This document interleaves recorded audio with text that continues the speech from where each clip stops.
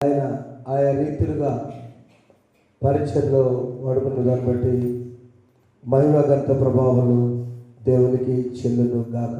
ఆమేన్. సోదరికి సత్సోదర 42వ కీర్తన. ఆమేన్.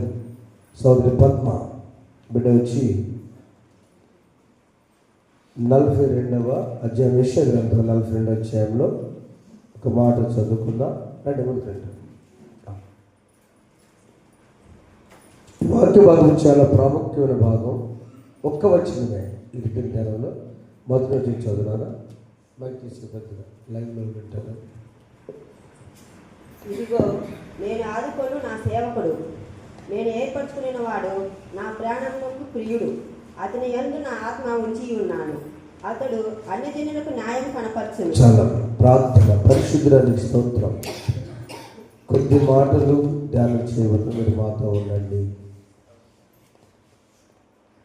పాట ద్వారా ఆరాధన స్తుతించి ఉన్నారు. నీ సేవకుడు నా ద్వారా మీరు ఎలా సేవకుడు బయలుపరచండి.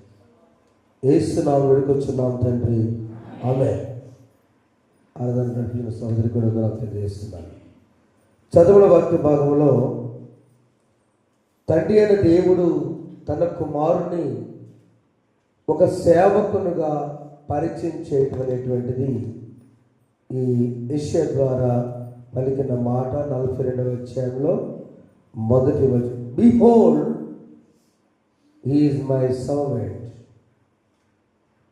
ఇదిగో నేను ఆదుకొను నా సేవకుడు. అనగా సేవకుడు అంటే మొదటి అర్థం ఏంటంటే, ఇప్పుడున్న సేవ చేసే సేవకులు పక్కన పెట్టండి. సేవకుడు అంటే దాసుడు అనే అర్థం ఉంటుంది. రెండవది, ఆ సేవకుడు 24 hours ఆ యజమానికి సమీపముగా ఉండాలి. మూడవది, ఆ సేవకుడు సేవ చేసినందుకు కొంత వెలిస్తాం. పాత దినాల్లో జీతగాడు అంటారు. సంవత్సరానికి ఒకసారి నీకు సమస్తం చూచి ఇస్తాం. Is paid servant. ఆ సేవకుడు అవర్స్ ఏం లేదు కనుక నేను అతని శ్రమ వస్తే నేను ఆదుకున్నా. మొదటి పాయింట్లో అతను ఏ శ్రమ వచ్చినా నేను ఆదుకుంటా. Is belongs to me. నా సేవకుడు ఏదైనా అన్నానంటే నన్ను అన్నట్టే. కౌలు తీసుకురమ్మని సర్వెంట్ని పంపిస్తే వాళ్ళు ఏం చేశారు? కొట్టి పంపించారు. కుమారుని పంపిస్తే చంపి తీసుకొచ్చారు. దేవుడు అసలు ఎందుకు తన కుమారుని సేవకుని కోణంలో చూడాల్సి వచ్చిందంటే, ఆది కాండములో మొదటి అధ్యాయం మనం చూసినప్పుడు, ఆది కాండం మొదటి అధ్యాయం 26వ వచనంలో మానవుని ఎంత ప్రేమించాడు అంటే, మన స్వరూపమందు మన పోలిక చొప్పున నరులను చేయడం. చాలండి. దేవుడు తన కుమారుతో తనలో ఉన్న పరిశుద్ధాత్మతో తను కలిసి మాట్లాడిన meeting, first meeting of creation. వెలుగు కలుగా తన దగ్గర కుమారుతో మాట్లాడాల, ఆత్మని దేవుడితో మాట్లాడాలి. నోటితో అన్ని చేసిన దేవుడు మానవుని ఎంత ప్రేమించాడంటే, ఈ మానవుడు దాదాపు మనవలే ఉండాలి. నావలే కాదు, మనవలే. In our own image and likeness and nature.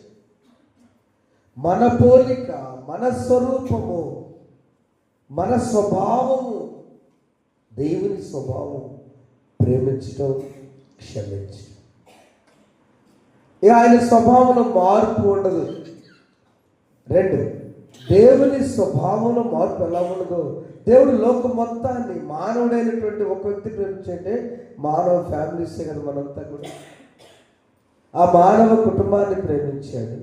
అలా ప్రేమించిన మానవుడు దూరమయ్యాడు కాబట్టి ఆ దూరమైనంత తీసుకురా యాజ్ ఎ సర్వెంట్. తండ్రి అయిన దేవుడు ఏం చేశాడు? అదే కమ్మా, యోహాను సువార్త 3:16 చూడండి. దేవుడు లోకమును ఎంతో ప్రేమి, వెంటనే చదవండి. కాగా ఆయన సెకండ్ పర్సన్ లేరు, అద్వితీయ అంటే అర్థం. There is no second person. అద్వితీయ కుమారుడిగా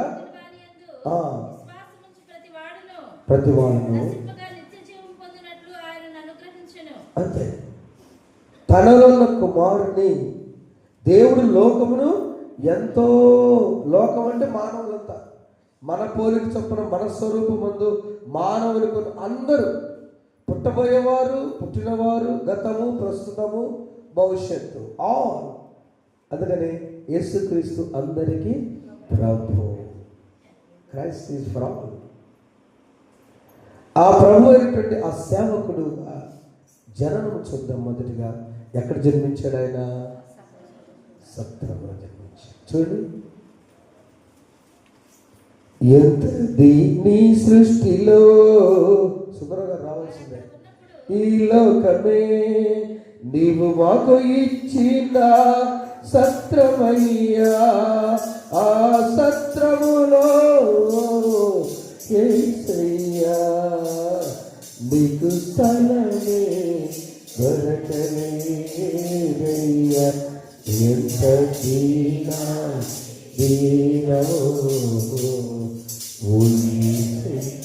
నేను ఏర్పరచుకున్న మై చోజన్ సర్వెంట్ బర్త్, జననం. చదువుకుంటున్నానా?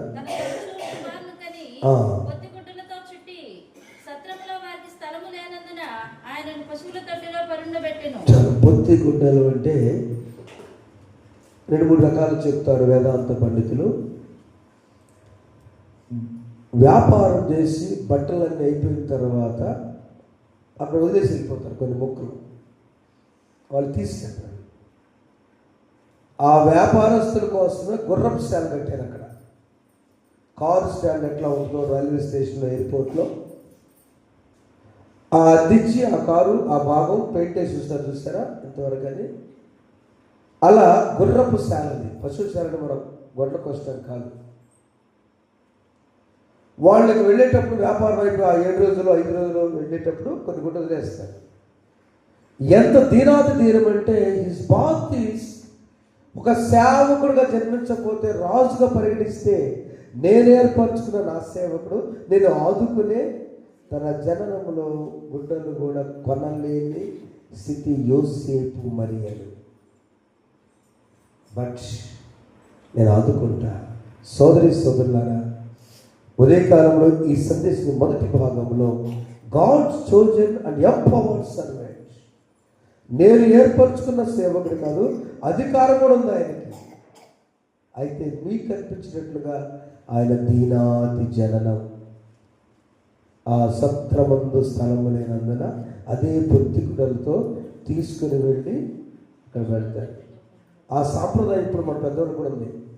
మా నాన్నగారు నాయనకి లేఖలకు జన్మిస్తే అక్కడ తలతోటి వంశం వారు చాలా పిల్లలు ఎక్కువ ఉన్నారని మా నాయన గారు వెళ్ళి వాళ్ళ పాత బట్టలు తీసుకొచ్చి, ఇప్పుడు పెడతారు నాకు తెలియదమ్మా, ఇప్పుడు ఊర్లే మేము అట్టగానే పడుతున్నాం అంటారు. అవి తీసుకొచ్చి ఆ గుడ్డలతో చుట్టి నాన్నగారిని పెట్టారు. అంటే నాయనమ్మ పెద్దవాళ్ళ దగ్గర చూసిన ఆశీర్వాదం.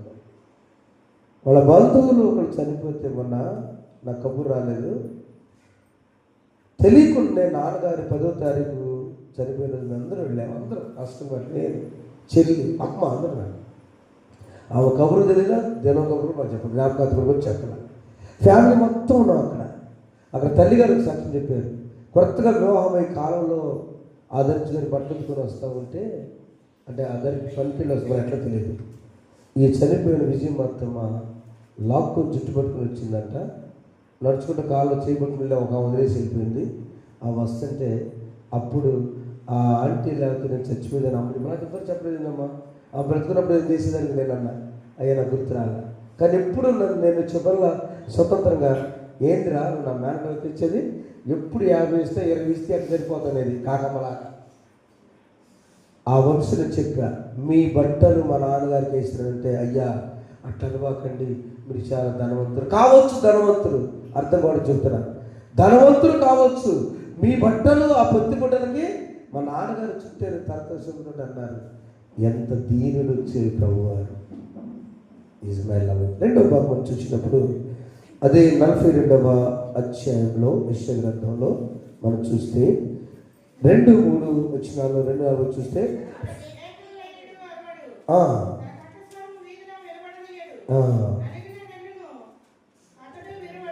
నలిగిన రెల్లును అతడు విరువడు, ఆర్పడు, అతడు సత్యమును అనుసరించి న్యాయము కనబరచాలరా. ఎవరి సేవకుడు తెలుసా? ఆయన నలిగిన, అతడు కేకలు వేయడు, అరవడు, కొట్టిన గుద్దిన, నువ్వు యూదుల రాజువా, ఏడద చేసిన నా సేవకుడు అరవడు. నిజమైనటువంటి క్రైస్తవుడు అరవడు. క్రీస్తు ఉంటే, క్రీస్తు లేని క్రైస్తవుడే. No Christ should be in is called Christian. క్రీస్తు లేని అతన్ని సిలువ మెళ్ళ వేసుకొని, అంగి వేసుకొని దిట్టంగా, క్రీస్తు లేని పాస్టర్ కావచ్చు, విశ్వాస్ కావచ్చు, దే ఆర్ నాట్ క్రిస్టియన్స్. నేను దినాన వంగి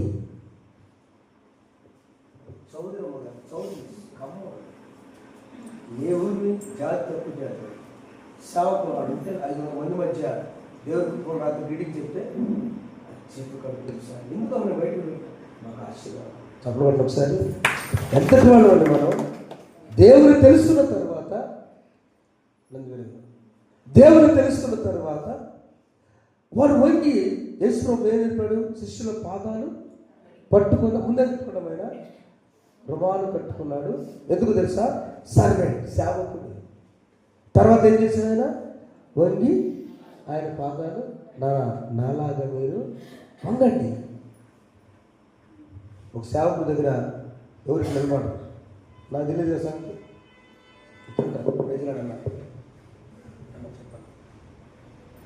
ఎందుకో తెలుసా?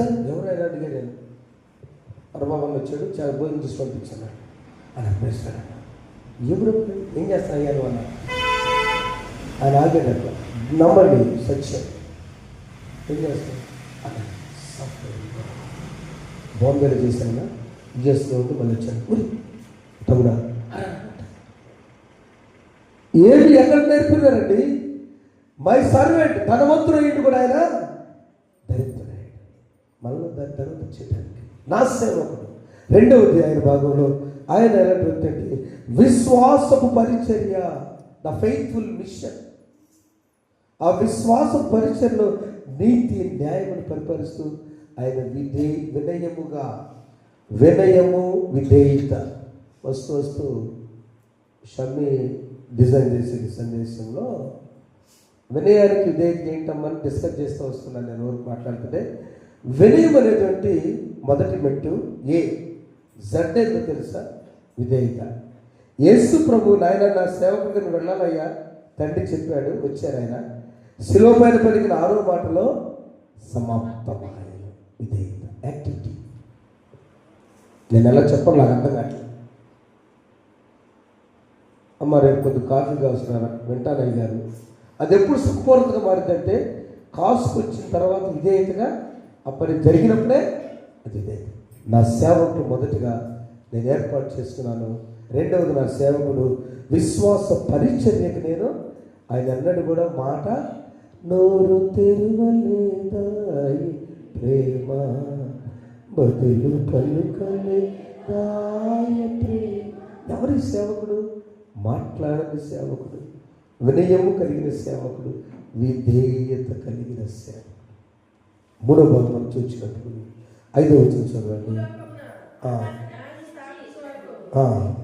చదవండి పల్లె.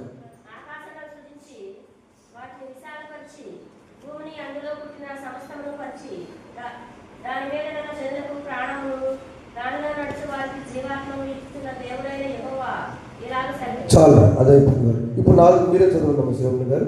భూలోకమున న్యాయం స్థాపించిన అతడు మందగిరడు, నలుగురు పడడు.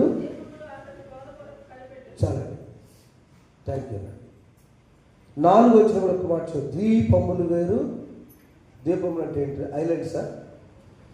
అంతేనమ్మా. ద్వీపం అంటే చుట్టూ నీరు, మధ్యలో భూమి. ఆ భూమి దగ్గర పరిచయం జరుగుతుంది. ఇక్కడ అండమాన్ నికోబార్ దీవుల్లో రాత్రి చౌదరి గారిని ఒక ఆయన వచ్చి సాక్ష్యం చెప్తున్నాడు.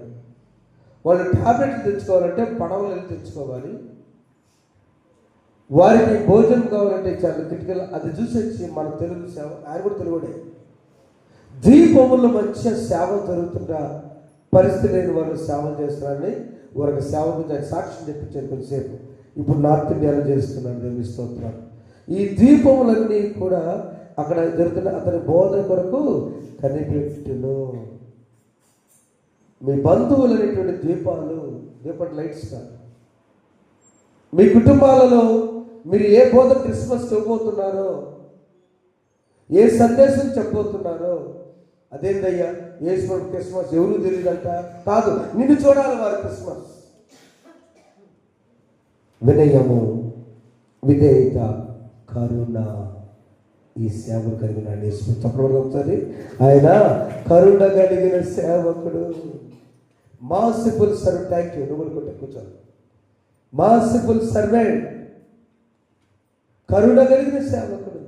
క్రిస్మస్ అంటే చారిటీ. కరుణ అంటే తిరిగి కోరక. కరుణ అంటే సమరయుడు అటు వెళుతూ ఆయన పైన జాలి చూపాడు, దయ చూపాడు. మూడవ స్టెప్ కరుణ చూపి లాక్కు నెచ్చుకొని చేశాడు. యేసు ప్రభు సర్వమానవాళికి కరుణ చూపిన మొదట వినయము గల సేవకుడు, రెండు విధేయత కలిగిన సేవకుడు, మూడవది కరుణ గల సేవకుడు, నీతి న్యాయములు జరిగించు సేవ. యెషయా 51వ అధ్యాయము మనం చూసినప్పుడు మొదటి వచనంలో ఎలాంటి సేవకుడు మనకు అక్కడ రాసింది. అతను ఎలాంటి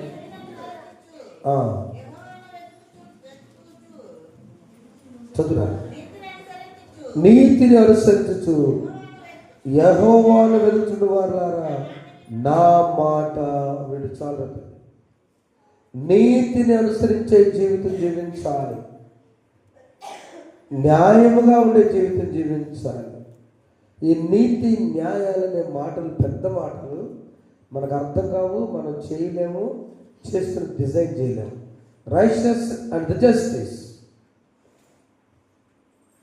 నీతి ఏమిటి అంటే అబ్రహాము దేవుడిని నమ్మాను, అది అక్కడికి నీతిగా. ఎంతవరకు నమ్మాడు?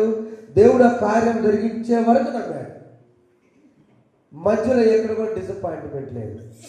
దేవుడు కరుణ చూపించే వరకు నమ్మాడు, తన జ్ఞాపకం చేసే వరకు నమ్మాడు. అది నీతి. న్యాయం అంటే ఏంటంటే పాపాత్మురాలైన స్త్రీని రాళ్లతో కొట్టుకుంటూ తీసుకొచ్చిన యేసుప్రభు దగ్గరికి యేసుప్రభు ఏం చేశాడు? ఆమెను అడ్డుకొని ఆదుకొని, బాబు కొద్దిగానండి, అవునయ్యా యూదులు ఆమె సమాజం తప్పు చేసింది, మేము తట్టుకోలేము, మా కళ్ళకి చూసాము, రాళ్లతో కొట్టి చంపుతాం, మా సాంప్రదాయం అన్నారు. ఎక్సలెంట్. ఆ మొక్కితే తప్పు చేసిందా? మీరు తప్పు లేని వాళ్ళు రండి, యేసుప్రభు చేసే న్యాయం మీద వచ్చారా? న్యాయం. అది న్యాయవంతుడైన దేవుడు ఈ క్రిస్మస్ దినాల్లో మళ్ళీ ఆదుకొను కాక. దేవుని సేవ నేను ఏర్పాటు చేసుకున్న సేవకుడు. మత్తయి సువార్త 3వ అధ్యాయం, నా ప్రియ కుమారుడు ఈయన నేను ఆనందించున్నాను. 16వ వచనంలో చదువు ఒకసారి మాటలు. దేవుని కుమారుడిగా చదువునా?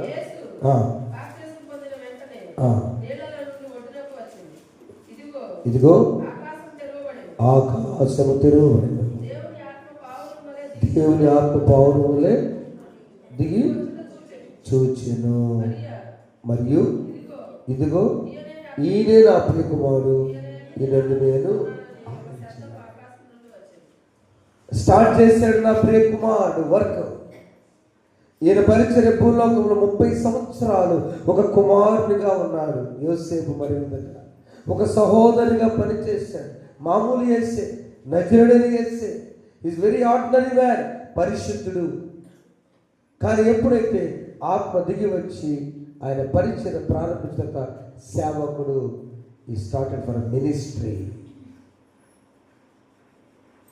ఆ పరిచర్య చేసేటప్పుడు ఇదేందు నేను ఆనందించినాను, నా ప్రియకుమారుడు, నా సేవకుడు. ప్రేమగా ఈ వాక్యభాగం చదువుకున్న మనము ఒకటి మాత్రం సత్యం, నాయన నీ వచ్చిందే నా కోసం, నాకు పరిచయం. యేసు పరిచారము చేయించుకుంటూ రాలేదు, కానీ పరిచారము చేయటానికి వచ్చని గ్రహించి క్రిస్మస్ దినాలలో మనం కూడా మనము సేవకుని లక్షణం ఒకటన్నా తీసుకుందాం. వినయము కలిగి ఉందాం. తల్లిదండ్రుల మాట బిడ్డలు వినాలి, సేవకుని మాట సంఘం వినాలి, సంఘం మాట సేవకుని వినాలి. రెండు విధేయత, ఆ విధేయత, నమ్రత, యాక్టివిటీలో చెప్పే పని నేను సాధ్యమైనంత నేను చేయటానికి అప్పగించిన పని చేస్తానండి. మూడవది కరుణ, ఆ సేవను మనసు కలిగి ఉందాం. అలా నడిపించటకు పరిశుద్ధాత్మ మనకు సహాయం చేయనుగాక. ఆమేన్. నీ కీర్తితోను నీ ప్రభావంతోను సంఘ ప్రార్థన చేసుకుందాం.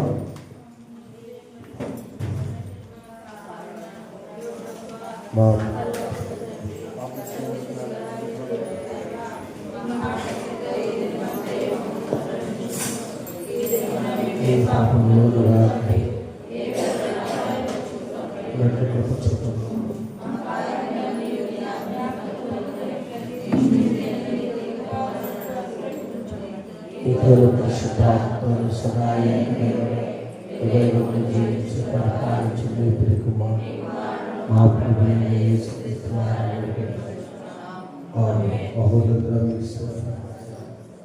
నీ సన్నిధిలో నా సేవకుడు కుమారి నా సేవకుడు నాకు ప్రకటిస్తున్నాను. ఆ సేవకుడు వినయము కలిగిన సేవకుడు, విధేయత కలిగిన సేవకుడు, అయ్యా తండ్రి కరుణ కలిగిన సేవకుడు, మీరు ఏర్పరచుకున్న సేవకుడు, నా ప్రాణపీడని చెప్పారు, ఈయన నేను ఆనందిస్తున్నానని చెప్పారు. విశ్వాస పరిచయం చేసిన సేవకుడు, స్వస్థత పరిచర్య, నా తండ్రి ఆకలికి ఆహారం పెట్టిన పరిచర్య, దీనులను ఆదుకున్న పరిచయం చేసిన సేవకుడు ధ్యానం చేశారు. దేనాది దీన జనరమునైనా ఎవరికి లేని ప్రభు పరిస్థితిలో జన్మించిన సేవకుడుగా నా తండ్రి మహోన్నత స్థలమును విడిచిపెట్టి పాముల నుంచి సేవను బట్టి ధ్యానం చేసిన ప్రభు, మేమెంతటి వారు, ఏ పార్టీ వారు మేము గ్రహించిన మా బిడ్డలు నా ప్రభు విధేయతతో వినయముతో అయ్యా తండ్రి యందు నా ప్రభు నీతిని అనుసరించి నడుచువాలారా నా మాట వినని చెప్పిన మాట ప్రకారం మీ మాటలను దయచేయమని, కుటుంబాలు ఆనందింపచేయమని, మీరు ప్రేమించడం తెలుసు, క్షమించడం తెలుసు అయినా అది మా జీవితాలకు అనుమతిని దయచేయమని, ఇద్దరు అపారించిన బిడ్డలు మీరు దీవించమని నజరుడైన యేసయ్య పరిశుద్ధాత్మ వేడుకొని ప్రార్థిస్తున్నాము తండ్రి. ఆమేన్. పరలోకమందున్న మా తండ్రి, నీ నామం పరిశుద్ధపరచుగాక, నీ రాజ్యము వచ్చుగాక, నీ చిత్తము పరలోకమందు నెరవేర్చున్నట్లు భూమి యందును నెరవేరుగాక. మా అనుగ్రహాన్ని మాకు దయచేయండి. ఆయన అపరాధం చేసిన వారిని మేము క్షమించిన ప్రకారం మా అపరాధములను క్షమించు. మమ్మల్ని తప్పించు. రాజ్యం, శక్తియు మహిమయు నిరంతరం నీవే ఉన్నవి. ఆమేన్. మన తండ్రి దేవుని ప్రేమ, ప్రభువైన యేసుక్రీస్తు వారి కృప, పరిశుద్ధాత్మ దేవుని సహవాసము ఇప్పుడు సదాకాలం మీకును మీ కుటుంబము మీకు సమస్తములకు తోడేయును గాక. ఆమేన్. చింతలేదిక యేసుగుంటే ఇంతగను బెత్లెహేము అందునా చెంత చేరను రండి సర్వజన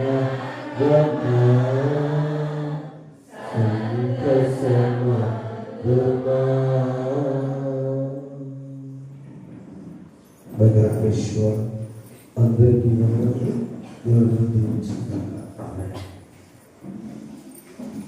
ఇదనము అల్పాహారాన్ని ప్రార్థిస్తున్నటువంటి